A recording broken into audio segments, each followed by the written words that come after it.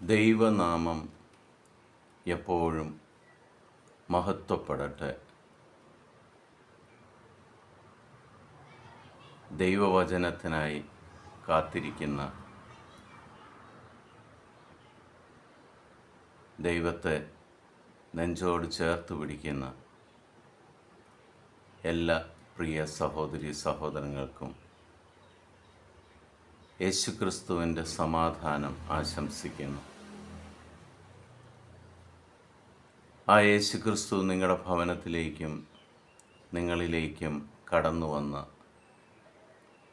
എല്ലാ തിന്മയുടെ ശക്തികളെയും അന്ധകാര ശക്തികളെയും നിങ്ങളുടെ ഭവനത്തിൽ നിന്നും നിങ്ങളിൽ നിന്നും ഈ നിമിഷം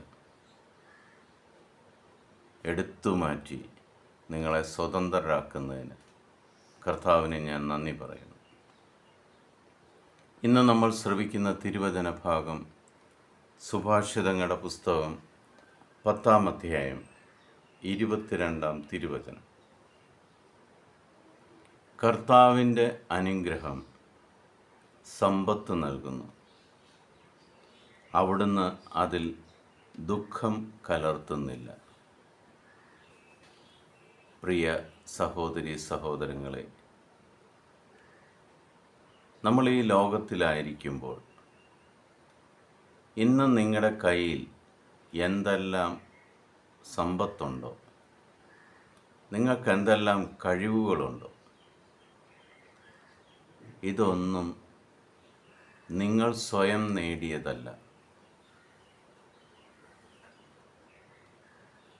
ദൈവാനുഗ്രഹത്താൽ നിങ്ങൾക്ക് കിട്ടിയ സമ്പത്താണ്.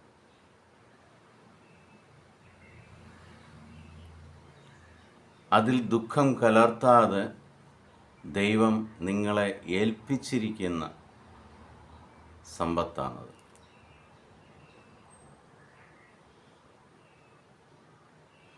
നമ്മൾ സ്വയം വിചിന്തനം ചെയ്യേണ്ട സമയമാണ്. ഓരോ വ്യക്തികൾക്കും കർത്താവ് പേഴ്സണലി തരുന്ന ഒരു ദൈവവചനമായത്. നീ ഇപ്പോൾ എന്തായിരിക്കുന്നു? നിൻ്റെ കയ്യിൽ എനിക്ക് സമൃദ്ധമായിട്ടുണ്ട് എന്ന് നീ പറയുന്നതല്ല, ഞാൻ നിനക്ക് തന്ന എൻ്റെ അനുഗ്രഹമായ സമ്പത്താണ്. അല്ലാതെ നീ ഭൂമിയിൽ കെട്ടിപ്പടുത്തതല്ല ഇതൊന്നും.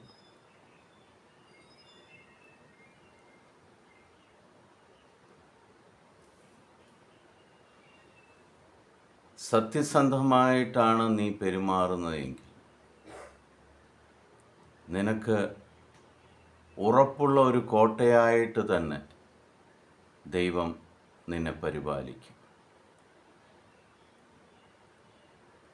കാരണം ഒരു മനുഷ്യന് സമൃദ്ധമായിട്ട് സമ്പത്തുണ്ടായാൽ ആ സമ്പത്ത് അവന് പരിപാലിക്കണമെങ്കിൽ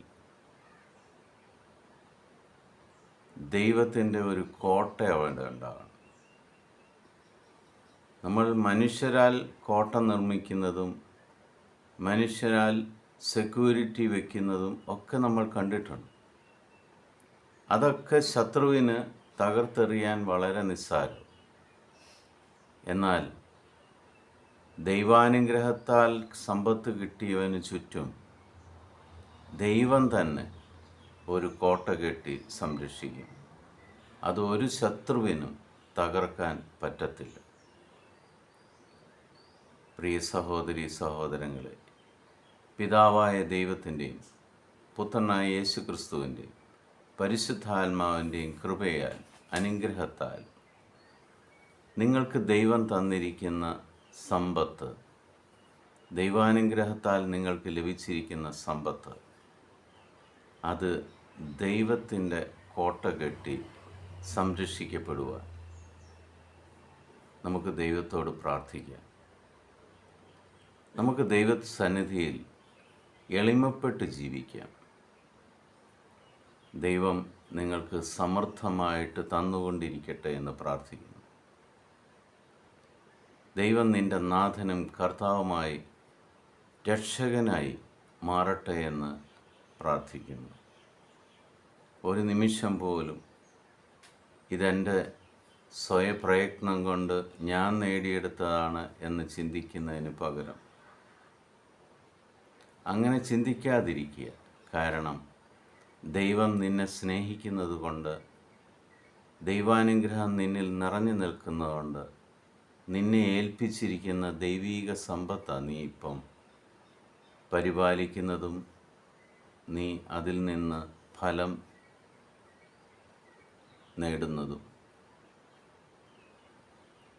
ദൈവത്തിന് നന്ദി പറഞ്ഞുകൊണ്ട്, കർത്താവിൻ്റെ സമാധാനം വീണ്ടും നിങ്ങൾക്ക് നേർന്നുകൊണ്ട്, ഈശോ മിശിഹായ്ക്ക് സ്തുതിയായിരിക്കട്ടെ.